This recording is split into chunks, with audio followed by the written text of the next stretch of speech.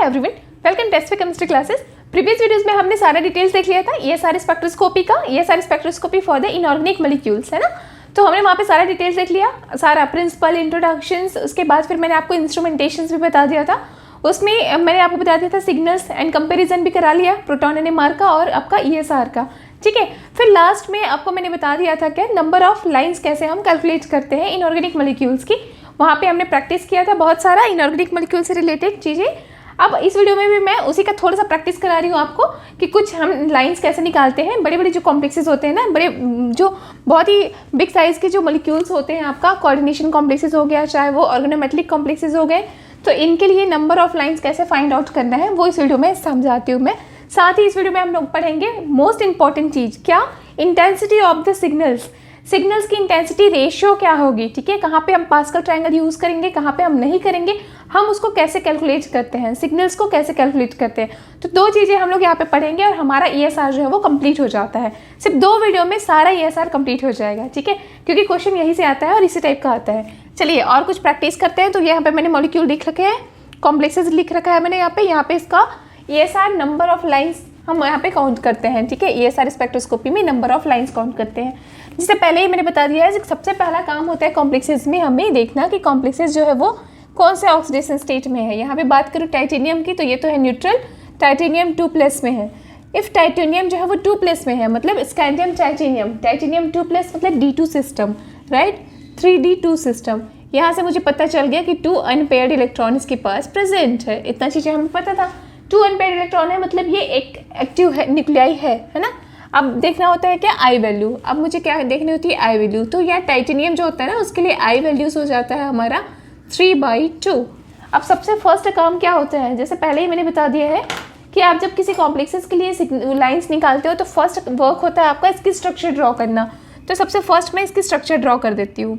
यहाँ पे structure draw करें अगर, तो यहाँ पे आ जाएगा आपका टाइटेनियम है, कुछ ऑक्टाहाइड्रल कॉम्प्लेक्सेस ने बना रखे हैं।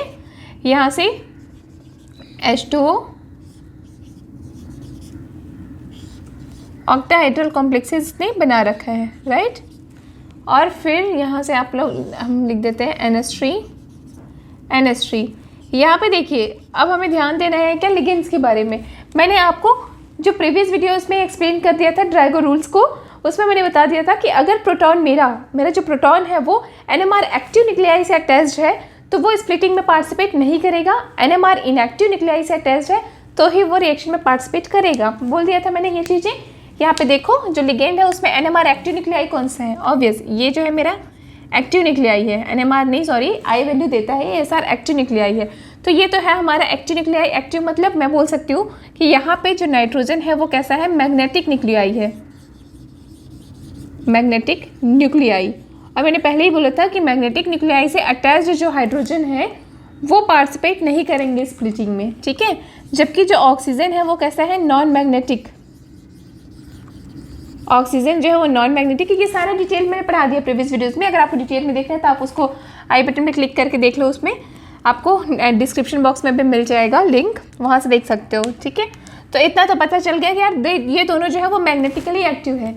तो ये मैग्नेटिक न्यूक्लियाई है, तो इससे अटैच्ड हाइड्रोजन तो पार्टिसिपेट नहीं करेगा स्प्लिटिंग में, है ना। तो लाइंस में इसको हम इन्वॉल्व नहीं करेंगे। पर ये जो ऑक्सीजन है ना, ये जो है नॉन मैग्नेटिक न्यूक्लियाई है। नॉन मैग्नेटिक न्यूक्लियाई के कारण से इसके जो हाइड्रोजन अटैच्ड है वो पार्टिसिपेट करेंगे हमारे स्प्लिटिंग में। इतनी चीज़ें हमें समझ आ गया, है ना। लाइंस कैलकुलेट करना स्टार्ट करते हैं। सबसे पहले तो टाइटेनियम के कारण से होंगे। टाइटेनियम से लाइंस मिलेगा हमको 2 इंटू, कितने है टाइटेनियम, 1 ही है, 1 इंटू आपका स्प्लिटिंग का बहुत फॉर्मूला है 2Ni+1। 2Ni+1 से आ जाता है आपका 2 इंटू 1, आई कितनी है 3/2 + 1, ठीक है। लाइंस कैसे निकालते हैं, फॉर्मूला मैंने पहले ही बता दिया है ना, 2Ni+1। यहाँ पे आई जो है नंबर ऑफ न्यूक्लियाई होगा और आई वैल्यू, ठीक है। तो इतना हो जाएगा। कितना आया इसका, 4 लाइंस। यहाँ से तो मिल जाएगा मुझे 4 लाइंस, ठीक है। उसके बाद आप देखो कि यहाँ पे 2 मैग्नेटिक न्यूक्लियाई है, 2 मैग्नेटिक न्यूक्लियाई है, तो ये भी अपना स्प्लिटिंग शो करेंगे। तो ड्यू टू नाइट्रोजन 2 इंटू कितना हो जाएगा, नाइट्रोजन का कितने न्यूक्लियाई है, 2 न्यूक्लियाई है, और इसकी आई वैल्यू थी 1 + 1, कितना हो गया, 5 लाइंस हो गए। फिर इन हाइड्रोजन्स के कारण ये प्रोटॉन क्योंकि नॉन मैग्नेटिक न्यूक्लियाई से अटैच है, स्प्लिटिंग में पार्टिसिपेट करेंगे, तो प्रोटॉन कितने हैं यहाँ से 8। तो ये वाले जो प्रोटॉन जो ऑक्सीजन से कनेक्टेड है, ठीक है, उन प्रोटॉन्स के कारण से 2 × 8 इंटू कितना होता है हाइड्रोजन का हाफ प्लस 1 क्रॉस किया इज इक्वल्स टू 9। तो टोटल नंबर ऑफ लाइन यहाँ पे मिल जाएंगे मुझे 4 × 5 × 9 इक्वल्स टू 180। यहाँ से समझ आया कि 180 लाइन मिलेगा। अब एक कॉन्सेप्ट और आप याद रखो कि कभी कभी वो 180 लाइन्स को ले लेता है पेपर वाला, लेकिन यहाँ पे मेरे पास अनपेयर्ड इलेक्ट्रॉन है 2।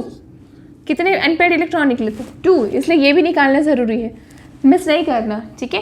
1 अनपेयर्ड इलेक्ट्रॉन्स के कारण इतने सारे लाइन्स मिल रहे हैं, 1 अनपेयर्ड इलेक्ट्रॉन्स के कारण 180 लाइन्स मिल रहा है, तो 2 अनपेयर्ड इलेक्ट्रॉन्स के कारण से हमको मिल जाएगा कितना 360 लाइन्स। तो 360 line is a right answer. पर क्वेश्चन में अगर लिख के दिया है कि बताओ 1 इलेक्ट्रॉन या 1 अनपेयर्ड इलेक्ट्रॉन्स है तो कितने लाइन्स मिलेगा, तो आपको ये डालना है, ठीक है।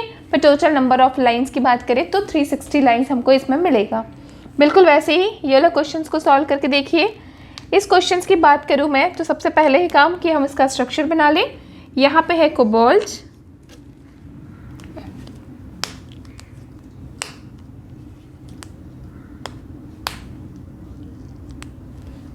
कोबाल्ट है, कोबाल्ट से कनेक्टेड है हमारे पास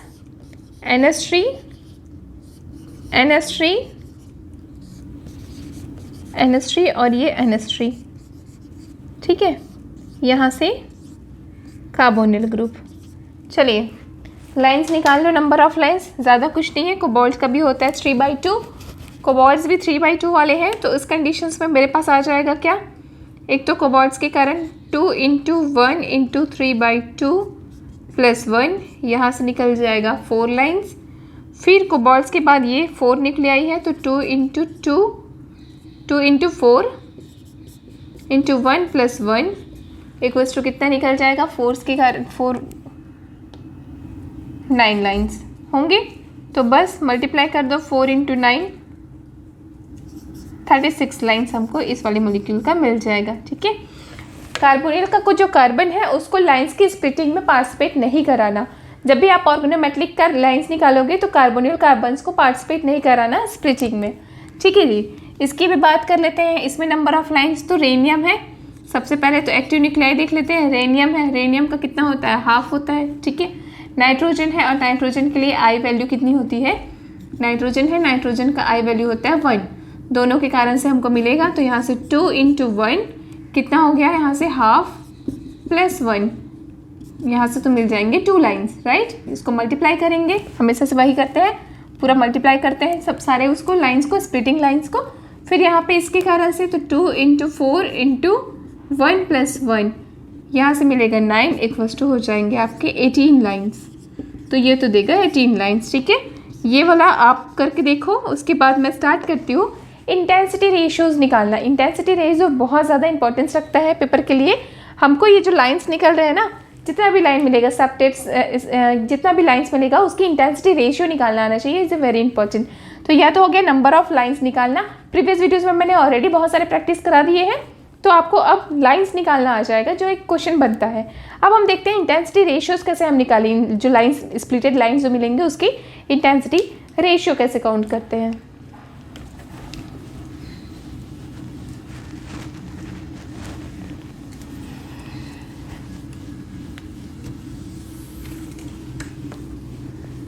इन लाइन्स को क्या बोलते हैं, हाइपरफाइन लाइन्स, ठीक है। पहले भी मैंने बता दिया है, इन लाइन्स को बोला जाता है हाइपरफाइन लाइन्स। अब हमको नंबर ऑफ लाइन्स कैलकुलेट करने आ गया है, तो देख लेते हैं थोड़ी सी इंटेंसिटी रेशियो, जो लाइन्स मिलेगा उसकी इंटेंसिटी रेशियो कैसे कैलकुलेट करते हैं। तो इसके लिए ना मैं सीधे से लिख दी हूँ कि जो हमारा इंटेंसिटी रेशियो है वो डिपेंड करेगा आई वैल्यू पे as well as N value पे, मतलब नंबर ऑफ न्यूक्लियाई कितना है और उसकी आई वैल्यू कितना होता है, ठीक है। उन दोनों पे वो डिपेंड करता है। अगर मेरे पास आई की वैल्यू हाफ है तो उस टाइम पे इंटेंसिटी रेशियो निकालने के लिए तो मैं चले जाऊँगी पास्कल ट्रायंगल पे, है ना। पास्कल ट्रायंगल आपको पता है, NMR में भी पढ़ा है। तो NMR में पास्कल ट्रायंगल कुछ ऐसा होता है, मतलब 1 सिग्नल सिंगलेट मिलता है तो उसकी वैल्यू 1 होगी, डबलेट होता है तो 1 1, फिर ट्रिपलेट में 1 2 1, क्वाड्रेट में हो जाता है 1 3 3 1, क्विंटेट में होता है 1 4 6 4 1। तो ऐसे वैल्यूज़ होती है जो हमको पता है ना, इसको हम निकालते भी हैं ऐसे ट्रायंगल बना बना के, तो उससे हो जाएगा मर्ज कर करके, है ना, वो भी सिखाऊंगी भी।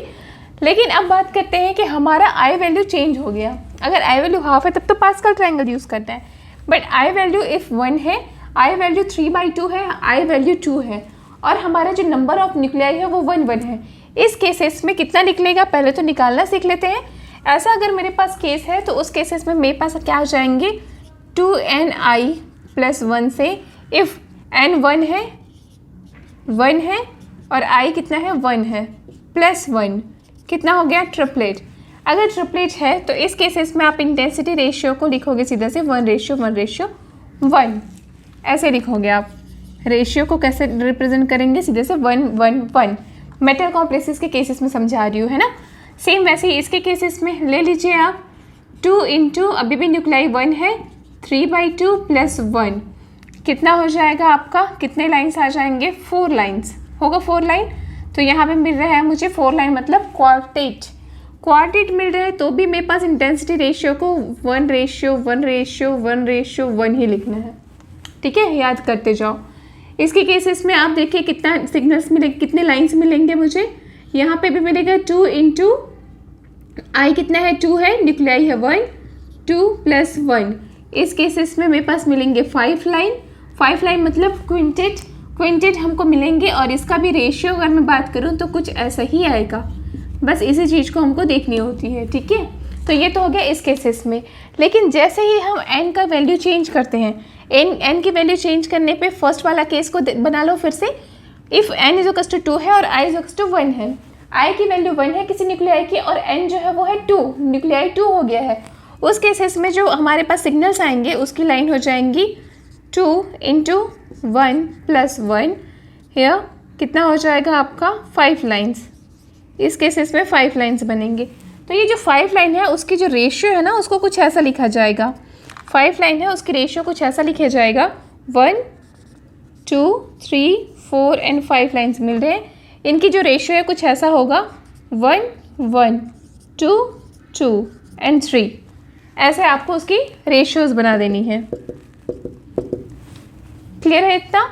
यहाँ पे भी देख लो, यहाँ पे भी अगर मैं 2 रख देती हूँ तो वैल्यू कितना आ जाएगा मेरे पास 2 × 2 × 3/2 + 1 क्रॉस हो गया, कितना हो गया 7 लाइन्स। तो 7 लाइन्स अगर मिलता है तो यहाँ भी सेम वैसे ही 7 लाइन्स बना देंगे और यहाँ पे रेशियो हो जाएगा है कैसा 1:1 2 2 3 3 4। तो ये रेशियो हमको मिल जाता है। बिल्कुल वैसे ही इसका कर लेना। ठीक है, अब एक आता है n = 3। तो यहाँ पे आप याद रख लो n = 3 है और इसका केसेस है। तो यहाँ पे कितना हो जाएगा 2 × हो जाएगा आपका n है कितना 3 × i है 1 + 1। तो नंबर ऑफ लाइंस तो निकल जाएंगे मेरे कितने 7 लाइन्स यहाँ से निकल जाएगा।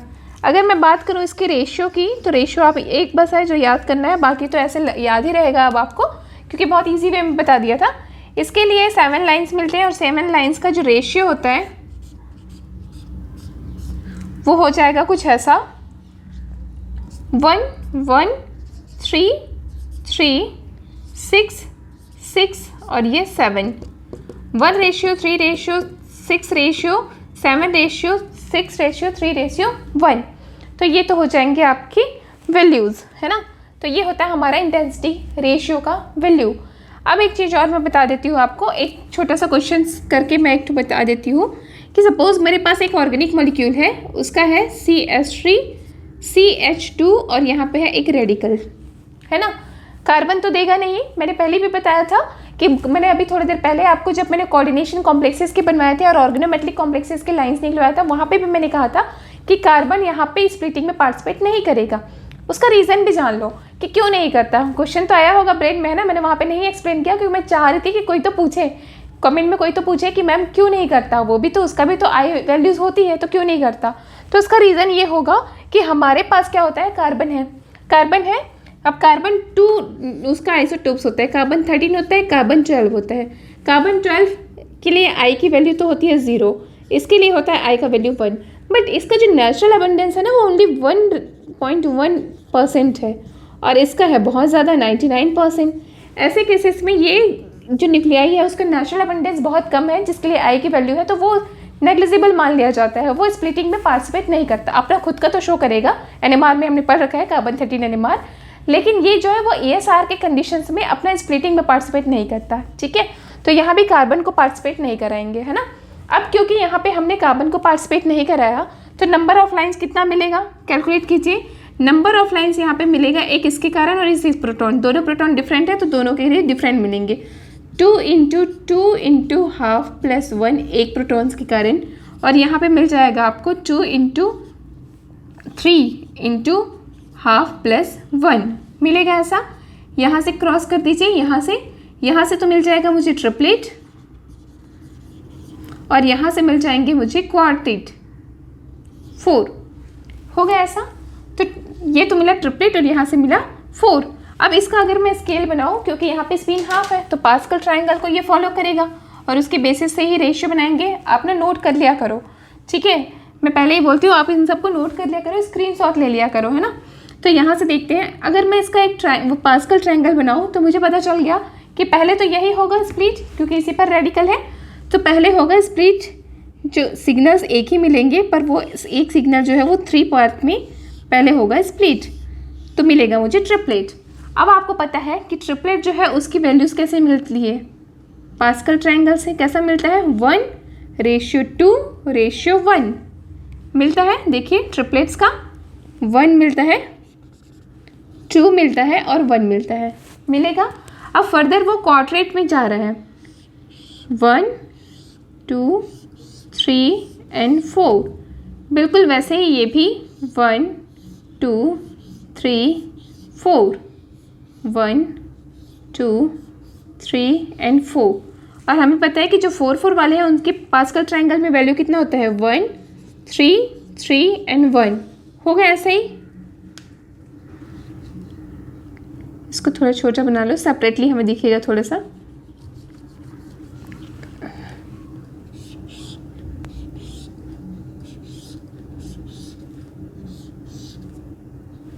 अब देखिए ये तो है 1 3 3 1, 1 3 3 1, 1 3 3 1, टोटल कितने आ गए, 12 लाइन्स।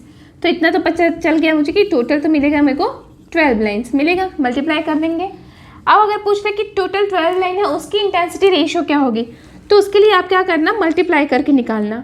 टोटल जो 12 लाइन है ना उसके लिए अगर रेशियो पूछ ले तो आप मल्टीप्लाई करना, मल्टीप्लाई करो कितना आ सकता है, यहाँ से तो आ जाएगा 1:3:3:1 इसका, पर इसके केसेस में अब हो जाएंगे 2 कितना 6 यहाँ से 6:2, फिर यहाँ पे 1:3:3:1, तो ये होगा हमारा intensity ratio for the 12 lines.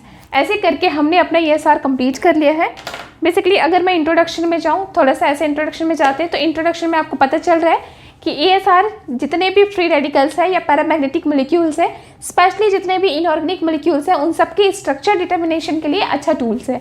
इसके थ्रू हम स्ट्रक्चर डिटर्मिनेशन कर सकते हैं। साथ ही ESR जो होते हैं वो ब्लड टेस्ट में भी यूज़ होता है ना, आपको पता होगा ब्लड टेस्ट जब हम कराते हैं तो वहाँ पे भी ESR वैल्यूज़ जो है वो से हमको डिटेक्शन मिल जाता है। तो हम बोल सकते हैं कि इसका भी बहुत अच्छा इंपॉर्टेंस है। चैनल को सब्सक्राइब कर दो, शेयर करो, लाइक करो, क्योंकि मैं कंटिन्यूसली अभी स्पेक्ट्रोस्कोपी पढ़ाऊँगी। यहाँ से ESR करते ही हमारा इनऑर्गेनिक स्पेक्ट्रोस्कोपी कंप्लीट होता है, NMR एंड ESR।